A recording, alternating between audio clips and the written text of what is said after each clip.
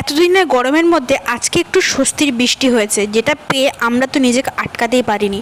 তো বাইরে চলে এসেছি একটু বৃষ্টির মজা নিতে। তো সন্ধ্যের দিকে প্রায় এই 8টা 9টার দিকে একটুখানি বৃষ্টি হালকা হচ্ছিল, কিন্তু বৃষ্টি হওয়ার থেকে ঝড়টাই যেন বেশি হচ্ছিল।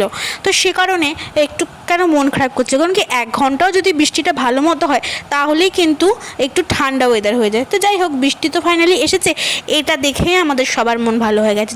কিন্তু আমি সেরকমভাবে অত ভালো বৃষ্টির ক্লিপ তুলতে পারিনি যে তোমাদেরকে দেখাবো যে কীরকম বিদ্যুৎ চমকাচ্ছে বা কীরকম হাওয়া দিচ্ছে বা বৃষ্টি হচ্ছে। সেরকম অতটা ফোনে ভালো মতো বোঝানো যাচ্ছিল না। বাইরে তো বৃষ্টি হচ্ছিলো, তো ভাবছিলাম কী খাওয়া যায়। তো হঠাৎ করে মা দেখছি মুড়ি আর চানাচুর একটু হালকা সর্ষের তেল দিয়ে মেখেছে।